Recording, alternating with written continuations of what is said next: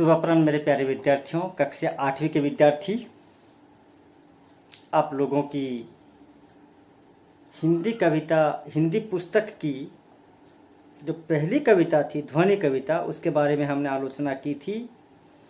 साथ ही साथ प्रश्नाभ्यास की आलोचना भी हमने की थी।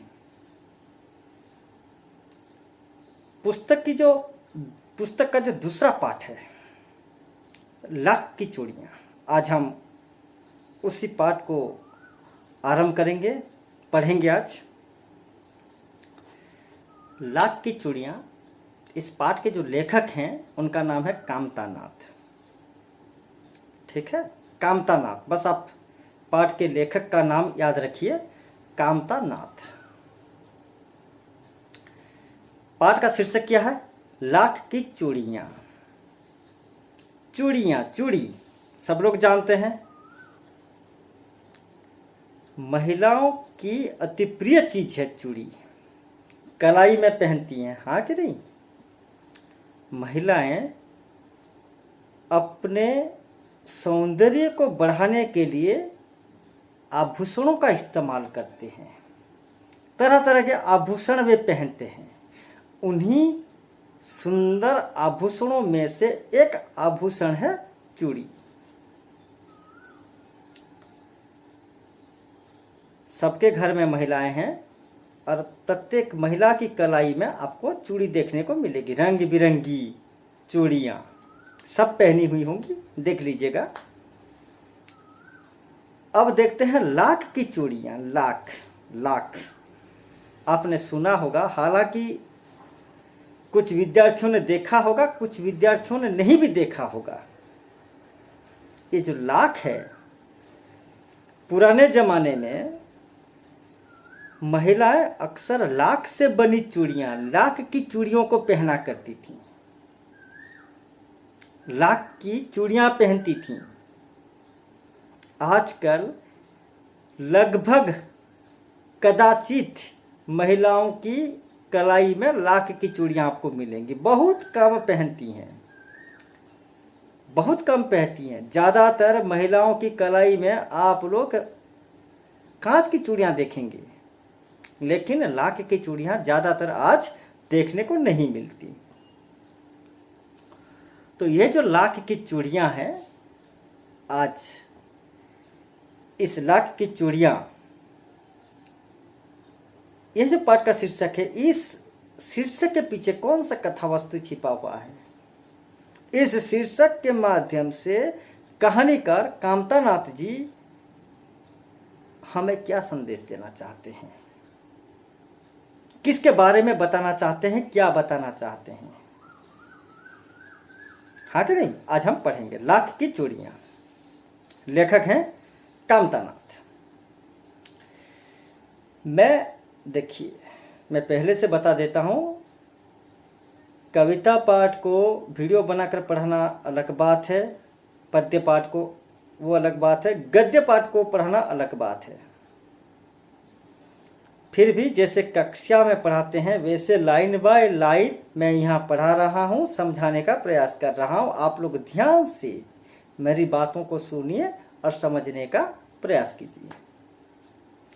सारे गांव में बदलू मुझे सबसे अच्छा आदमी लगता था। कौन कहता है? लेखक खुद कहते हैं। जब लेखक बच्चे थे, बिल्कुल आप लोगों की तरह।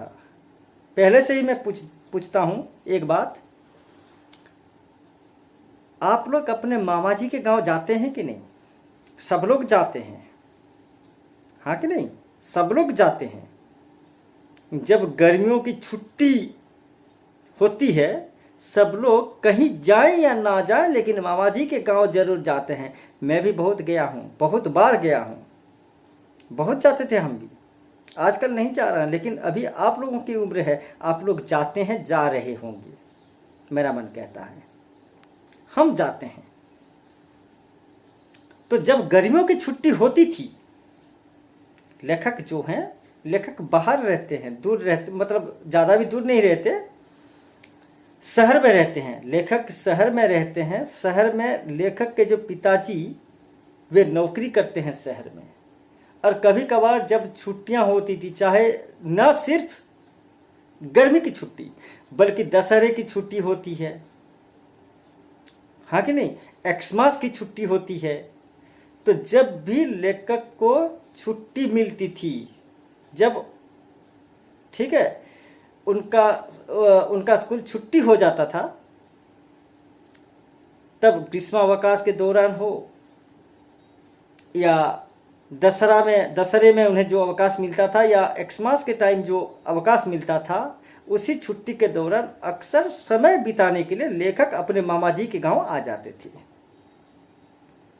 और उसी गांव में, अपने मामा जी के गांव में बहुत सारे लोग हैं, सब लोग हैं, बहुत लोग हैं। सभी लोगों में से लेखक को सिर्फ एक ही व्यक्ति बहुत अच्छा लगता था, अच्छा आदमी लगता था, एक ही व्यक्ति, और वह है बदलू। और उनके मामा जी के गांव में सबसे ज्यादा जिस व्यक्ति को लेखक बहुत पसंद करते थे, वह जिस इंसान को, अपने मामा जी के गांव में जिस इंसान को लेखक बहुत ज्यादा पसंद करते थे, उस इंसान का नाम था बदलू। अच्छा, लेखक उसे ज्यादा पसंद क्यों करते थे? क्योंकि वह मुझे सुंदर सुंदर लाख की गोलियां बनाकर देता था। देखिए, हमारे बच्चों का मन ऐसा ही होता है, जो हमें सुंदर सुंदर चीजें, मन को मोह लेने वाली सुंदर सुंदर चीजें बनाकर देता है, हम सबसे ज्यादा उसे ही चाहने लगते हैं। लेखक भी बदलू को बहुत चाहते थे। क्यों चाहते थे? क्योंकि जब भी लेखक छुट्टी के दौरान अपने मामा जी के गांव जाते थे, बदलू क्या करता था? वो मनीहार था, पेशे में वह मनीहार था। पेशा यानी कौलिक वृत्ति, हाँ कि नहीं? मनीहार मतलब चूड़ियां बनाकर बेचने वाला। जो व्यक्ति चूड़ी बनाकर बेचता है, चूड़ी बनाना और बेचने का धंधा जो करता है, वह मनीहार कहलाता है। पैसे में बदलू एक मनीहार था। उसका काम था रोज चूड़ियां बनाना और आसपास के गांव में जाकर चूड़ियों को बेचना, उसका काम था। वो मनीहार था। तो जब छुट्टियों के दौरान लेखक अपने मामा जी के गांव जाते थे, बदलू क्या करता था? लेखक को सुंदर सुंदर लाख की गोलियां मतलब चूड़ियां, गोलियां राउंड, लाखों को पिघलाकर उसको गोलाकार आकृति देकर सुंदर सुंदर लाख की गोलियां बदलू बनाता था और लेखक को देता था। इसलिए लेखक बदलू को बहुत चाहते थे। मुझे अपने मामा के गांव जाने का सबसे बड़ा चाव यही था। चाव मतलब उत्साह। लेखक अपने मामा जी के गांव जाने के लिए बहुत उत्साहित लगते थे। वो एकदम उत्साह के साथ अपने मामा जी के गांव जाते थे। और मामा जी के गांव जाने के लिए इतना उत्साहित होने के पीछे एक कारण है। वो क्यों इतना उत्साहित दिखाई पड़ते थे? कि जब मैं वहां से लौटता था तो मेरे पास ढेर सारी गोलियां होती। लेखक कहते हैं कि जब छुट्टियां बिताकर जब मैं अपने मामा जी के गांव से अपना घर वापस आता था, तब मेरे पास ढेर सारी लाख की रंग बिरंगी गोलियां होती थी। और अनुमान लगाइए, लेखक को ढेर सारी लाख की रंग बिरंगी गोलियां किसने दी है? बदलू ने दी है। वो बहुत खुश होते थे, क्योंकि उनके पास कुछ हो या ना हो, लेकिन सुंदर सुंदर रंगी बिरंगी लाख की गोलियां जरूर होती थी, जो बदलू ने उन्हें दी थी। रंगी बिरंगी गोलियां जो किसी भी बच्चे का मन मोह ली। और वो लाख की गोलियां इतना सुंदर दिखाई देती थी, रंगी बिरंगी, कई सारे रंगों की गोलियां। अगर आप भी देखेंगे तो आप भी मुग्ध हो जाएंगे, खुश हो जाएंगे। किसी भी बच्चे का मन मोह लेती थी। इतना सुंदर और चमकदार रंगी बिरंगी लाख की गोलियां उनके पास होती थी, ढेर सारा होती थी।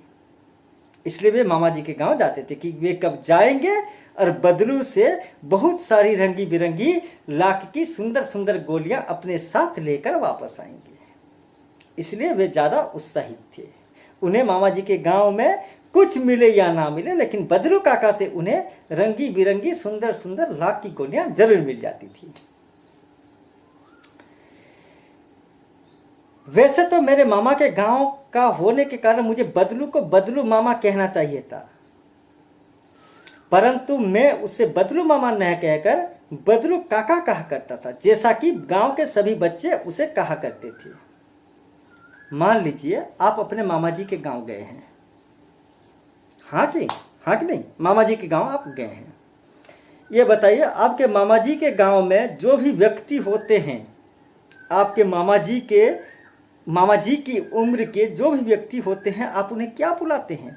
आपको मामा जी बुलाना चाहिए। अगर आप अपने मामा को मामा बुलाते हैं तो उनके मित्रों को, उनके दोस्तों को आप क्या बुलाएंगे? बेशक मामा ही बुलाएंगे, आप मामा बुलाएंगे, लेकिन क्या आपके मामा जी का लड़का भी उन्हें मामा बुलाएगा?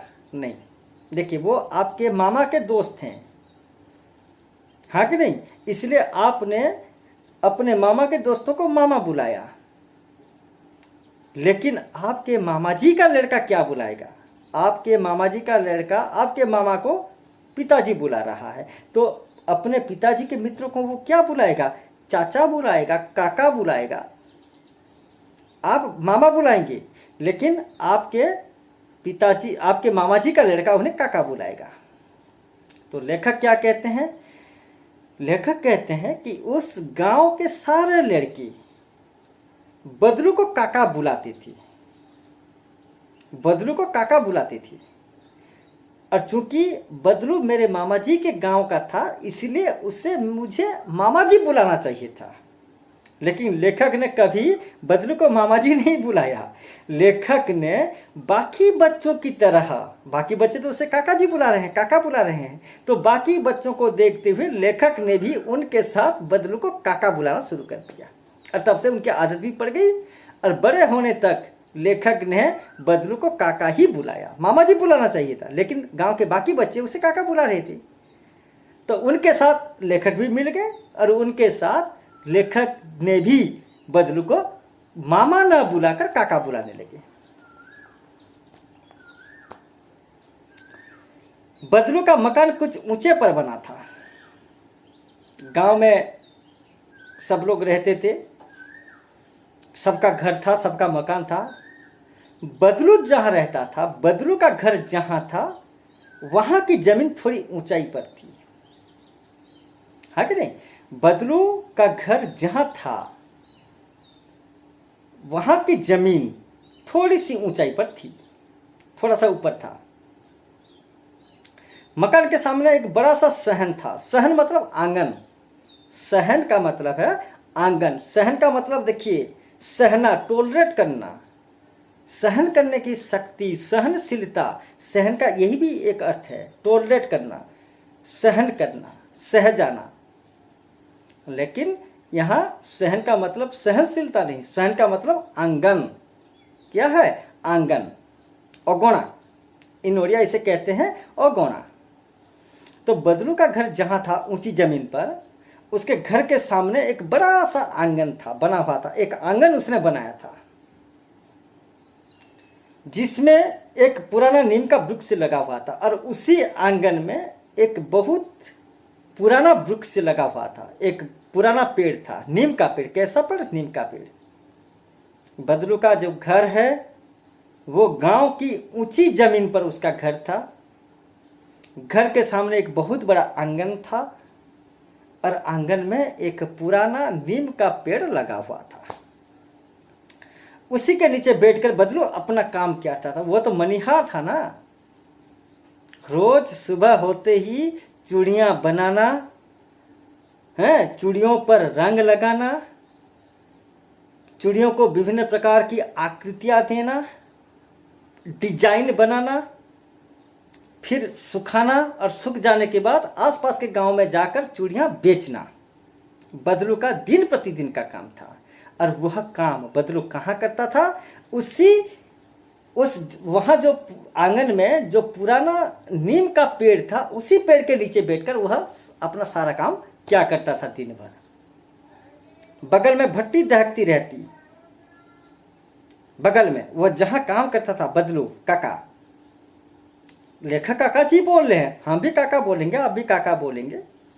तो बदलू काका जहाँ काम कर रहा था वहाँ बगल में, बगल मतलब साइड में भट्टी दहकती थी। भट्टी देखिए आपने, इसे उड़िया में कहते हैं भाटी, हाँ कि नहीं। भट्टी मतलब आप किसी भी जो भुजा मिल होती है, आप चले जाइए देखना, आग दहकती रहती है। जहां ईंट को क्या करते हैं, मतलब ईंट की भट्टी होती है। ईंट को मतलब जहां ईंट बनवाई जाती है, आग लगाकर उसे सुखाते हैं, हाँ कि नहीं, वहां भी आग लगाई जाती है। भट्टी, बगल में भट्टी दहकती रहती जिसमें वह लाख पिघलाया करता था। भट्टी दहक रही है, आग जल रही है। आप किसी लोहरा साल में चले जाइए, लोहार लोहे का काम जो लोग करते हैं, लोहे से विभिन्न प्रकार की चीजें जो लोग बनाते हैं, लोहार, किसी लोहार के पास चले जाइए, वहां देखना एक साइकिल का जो पेडल होता है उसी प्रकार का एक होता है, और उसमें से एक क्या कहते हैं, एक पाइप जैसा निकला हुआ होता है। ऐसे ये लोग घुमाते रहते हैं, और वहाँ कोयला होता है, हाँ कि नहीं। इधर से हवा जाकर कोयला जो होता है वो मतलब जलने लगता है। कोयला में आग होती है, इधर से घुमाया, वहाँ कोयला जलने लगी। और लोहार क्या करता है, लोहे को इधर एक हाथ में उसे घुराता रहता है ऐसे ऐसे करके, और एक हाथ में लोहे को गर्म करता रहता है। भट्टी तो लाख को भी ऐसे गर्म करके पिघलाते हैं। ये जो बदलू था, जो जहां बैठकर काम करता था, बगल में भट्टी दहक रही थी, आग जल रही थी, हाँ कि नहीं, वहां बदलू काका लाख को पिघलाता था। अगर भट्टी में वह लाख को डालेगा तो लाख क्या होगा, पिघल जाएगा।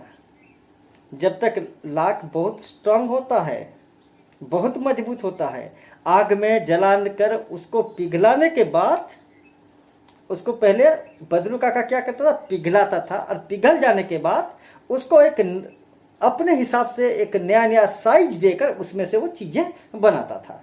जब तक लाख पिघलेगा नहीं तब तक हम लाख से मनचाहे चीजें नहीं बना सकते।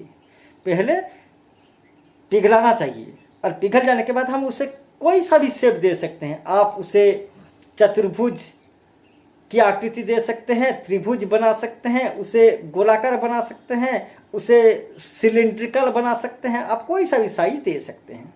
तो वह बदलू काका उसी भट्टी में लाख को पिघलाया करता था। सामने एक लकड़ी की चौखट पड़ी रहती। चौखट मतलब 4 पैर वाला, हाँ कि नहीं, 4 पैर वाला एक खटिया, चौखट एक खटिया। जहां काम कर रहा है, जहां भट्टी दहक रही है, जिस भट्टी में बदलू काका लाख पिघलाने का काम करता है, वहां उसके पास एक 4 पैर वाला लकड़ी का बना हुआ एक 4 पैर वाला खटिया पड़ा रहता था, जिस पर लाख के मुलायम होने पर वह उसे सलाख के समान पतला करके चूड़ी का आकार देता। देखिए, और बदलू काका क्या करता था, एक बार लाख को पहले पिघलाता था, और एक बार लाख पिघल जाने के बाद लाख मुलायम हो जाएगा। पिघल जाने के बाद क्या होगा, मुलायम हो जाएगा, नाजुक हो जाएगा। और लाख के मुलायम हो जाने पर बदलू काका उसे क्या करता था, सलाख के समान पतला करके, सलाख मतलब रॉड, लोहे का जो रॉड होता है, एकदम पतला सा है, एक पतला सा रॉड जैसा लंबा करके लाख को, एक वही मुलायम लाख को सलाख के समान वह एक पतला पतला करके चूड़ी का आकार देता। पहले पिघला कर एकदम पतला करके रॉड जैसा एकदम लंबा करता था, फिर उसे मोड़ के चूड़ी जिस साइज की होती है उसी साइज से वह उस सलाखों को लाख के उन सलाखों को मोड़ के चूड़ी जैसा बना देता था। पास में 4-6 विभिन्न आकार की बेलन नुमा मुंगेरियां रखी रहती। मुंगेरियां, ये जो मनिहार लोग जब काम करते हैं, लाख को पिघलाते हैं, पिघलाने के बाद वह मुलायम हो जाने के बाद उसे मतलब सलाख जैसा करके हैं उसमें से उसे चूड़ियों का आकार देते हैं। बेलन नुमा मतलब बेलने के लिए। बेलन, आपकी माँ, आप लोगों की माएँ घर में रोटी बना रही होंगी, आपने बेलन देखा है कि नहीं? हैं, जब माँ रोटी बेलती है तब एक बेलन, उसी प्रकार बेलन नुमा कुछ मुंगेरियां उसके पास होती थी। किसके पास? बदलू काका के पास। क्योंकि बेलन नुमा मगर मुंगेरियां नहीं होंगी तो लाख को वह परफेक्टली, लाख की चूड़ियां अच्छी चूड़ियां नहीं बना पाएगी, हाँ कि नहीं? तो लाख की चूड़ियां बनाने के लिए बेलन नुमा मुंगेरियों की जरूरत पड़ती है, और उसके पास वो मुंगेरियां रखी रहती जो आगे से कुछ पतली और पीछे से मोटी होती। आगे से पतली, ठीक है, मतलब आप लोगों ने वाटर बोतल देखा होगा, वाटर बोतल आप लोगों ने देखा होगा। आगे से मतलब पीछे से क्या होता है, नीचे एकदम पूरा मोटा होके, ऐसे मोटा होके, ठीक है, ऊपर ऐसा संकीर्ण होता है। नीचे का जो होता है वो चौड़ा होता है, और जैसे जैसे हम ऊपर की ओर जाएंगे वो संकीर्ण होता रहता है। उसी प्रकार वे मुंगेरियां कैसी दिखाई देती थी? मुंगेरियां आगे से कुछ पतली, मुंगेरियों का जो अगला हिस्सा था वो पतला था और पीछे वाला हिस्सा मोटा था। लाख की चूड़ी का आकार देकर वह उन्हें मुंगेरियों पर चढ़ाकर, हाँ देखिए, लाख को पिघला कर मुलायम करके वो पहले सलाखें जैसा बनाता था, फिर उन्हें मोड़कर चूड़ियों का आकार देता था। और लाख की मतलब उन्हें चूड़ियों का आकार देने के बाद बदलू काका क्या करता था, उन लाख की चूड़ियों को उन्हें मुंगेरियों पर चढ़ाता था, उन्हें गोल और चिकना बनाता था। ठीक है, मुंगेरियों पर डालने के बाद ऑटोमेटिकली वो चूड़ियाँ जो टेढ़ी मेढ़ी थोड़ी बहुत होती थी वे भी क्या होती थी, मतलब पूरा गोल बन जाती थी और भी चिकना हो जाती थी। शाइनिंग आता था उसमें से। और तब एक एक कर पूरे हाथ की चूड़ियाँ बना चुकने के पश्चात वह उन पर रंग करता। एक एक करके सारी लाख की चूड़ियों को वह मुंगेर पर डालता था, उन्हें एक परफेक्ट गोलाकार साइज देता था, हाँ कि नहीं, फिर उन्हें चिकना बनाता था। और जब तक वह एक हाथ की चूड़ियाँ, महिला अक्सर इतनी चूड़ियाँ पहनती हैं, हाँ कि नहीं, इतनी चूड़ियाँ पहनती हैं, जब तक वह पूरे के पूरे एक हाथ की चूड़ी नहीं बना लेता तब तक उसका काम चलता रहता था। और एक हाथ की सारी चूड़ियाँ बना चुकने के बाद वह उन चूड़ियों पर रंग देता था। ठीक है, बदलू यह कार्य सदा ही एक मचिया पर बैठकर किया करता था। मचिया ये भी एक खटिया जैसा है, हाँ, लकड़ी का बना हुआ खाट जैसा है। वह जमीन पर नीचे नहीं बैठता था। बदलू जब ये काम नीम के पेड़ के नीचे बैठकर काम करता था, वो किसके ऊपर बैठता था, एक मचिए के ऊपर बैठकर वह अपना काम करता था, जो बहुत ही पुरानी थी। और वो मचिया भी बहुत पुरानी थी, हाँ कि नहीं, बहुत पुरानी मचिया थी। बगल में ही उसका हुक्का रखा रहता। हुक्का आप लोगों ने देखा होगा, हैं, हुक्का नहीं देखा, आप लोगों ने फिल्मों में देखा होगा। आजकल ये जो बोलबम भक्त होते हैं वे लोग पीते हैं, हाँ कि नहीं, गांजा ऐसे ठोकेंगे, ऐसे करके पीते हैं, हाँ कि नहीं। हुक्का एक सिलिंड्रिकल शेप का होता है, छोटा सा, इतना लंबा होगा और सिलेंडर जैसा होगा, जिसमें बोलबम वाले क्या करते हैं, गांजा भर के पीते हैं। बदलू काका भी एक हुक्का अपने पास हमेशा रखता था। बगल में ही उसका हुक्का रखा रहता, जिसे वह बीच बीच में पीता रहता। और जब काम करते करते बदलू काका थक जाता था, परेशान हो जाता था, बीच बीच में एक दो हुक्का वो लगा लेता था ताकि उसको बोर ना लगे। हाँ कि नहीं? बीच बीच में जब वह हुक्का मार लेता था उसमें ताजगी आ जाती थी, उसे फ्रेश लगता था और फिर वह काम में लग जाता था। गांव में मेरा दोपहर का समय अधिकतर बदलू के पास बीता। लेखक क्या कह रहे हैं कि जब वे अपने मामा जी के गांव जाते हैं छुट्टी के दौरान, दिन भर अधिकतर बदलू काका के पास लेखक होते हैं। लेखक किसी के घर में नहीं जाते, वो दिन भर अक्सर बदलू काका के पास ही रहते थे। ठीक है, दिन में खाना खाने के बाद पूरा दिन बदलू काका के पास वह गुजार देते थे। वह मुझे लला कहा करता और प्यार से बदलू काका, लेखक तो उसे बदलू काका बुला रहे हैं, बदलू काका उन्हें क्या कहता था? लला। प्यार से बदलू काका लेखक को लला कहकर बुलाता था और मेरे पहुंचते ही मेरे लिए तुरंत एक मचिया मंगा देता। और जैसे ही लेखक खाना वाना खा के, मामा जी के घर में खाना वाना खा के बदलू काका के पास पहुंच जाते, और जैसे ही बदलू काका लेखक को देखता था तुरंत लेखक के बैठने के लिए वह अपने घर से और एक मचिया मंगवा देता था। क्योंकि बदलू आ गया ना, लेखक आ गया, लला आ गया, वो बैठेगा कहाँ? लेखक के बैठने के लिए, लला के बैठने के लिए बदलू काका और एक मचिया मंगा देता था। मैं घंटों बैठे बैठे उसे इस प्रकार चूड़ियां बनाते देखता, और लेखक का काम कुछ नहीं था।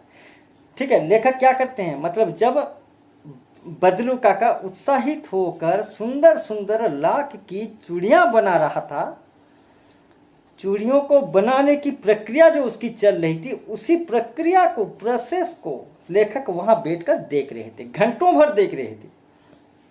देखने के लिए लेखक उत्साहित थे। उत्साह से लेखक बदलू के कामों को देख रहे थे और बदलू वहां अपना काम कर रहा था। पूरा जोड़ा बना लेने पर वह उसे बेलन पर चढ़ाकर, हाँ और एक बात छोड़ दिया मैंने, हाँ लगभग रोज ही वह 4-6 जोड़े चूड़ियां बनाता।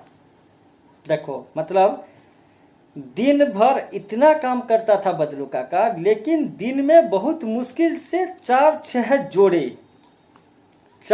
जोड़े यानी 10-12, बहुत मुश्किल से, इतना कठिन मेहनत करने के बाद बहुत मुश्किल से बदलू काका सिर्फ 10 या 12 चूड़ियां बना पाता था, सिर्फ 4-6 जोड़े चूड़ियां बना पाता था। पूरा जोड़ा बना लेने पर वह उसे बेलन पर चढ़ाकर कुछ क्षण चुपचाप देखता रहता। और जब बदलू काका एक जोड़ा चूड़ियां बना लेता था, पूरा जोड़ा मतलब 2, जब 2 चूड़ियां बना लेता था, 2 जोड़ा चूड़ियां बना लेता था, चूड़ियां बनाने के बाद बेलन पर चढ़ाता था। उन दोनों जोड़े को बदलू काका बेलन पर चढ़ाता है और कुछ क्षण चुपचाप देखता रहता, मानो वह बेलन ना होकर किसी नववधू की कलाई हो, क्योंकि पहले से ही बेलन में और भी चूड़ियां हैं, 2-2 चूड़ियां करके वह रख रहा था बेलन में। ठीक है, और उन्हें बेलन में रखने के बाद, सारी चूड़ियों को बेलन पर चढ़ाने के बाद बदलू काका मानो पूरा ऐसे एक लय से उन चूड़ियों को देख रहा है, और ऐसे देख रहा था मानो जैसे वह बेलन नहीं है बल्कि किसी नववधू की कलाई है। और उसी बेलन में वह लाख की चूड़ियां ऐसी शोभा दे रही थी, ऐसा सुंदर दिखाई दे रही थी, मानो जैसे वो बेलन ना होकर किसी नववधू की कलाई हो। ठीक है, आज के लिए इतना। अगले वीडियो में मैं आपका देख लीजिए जो पृष्ठ संख्या 6 उसका जो तीसरा पैराग्राफ है, बदलू मणिहार था, नेक्स्ट वीडियो में हम यहाँ से पढ़ेंगे। ठीक है, ओके, धन्यवाद।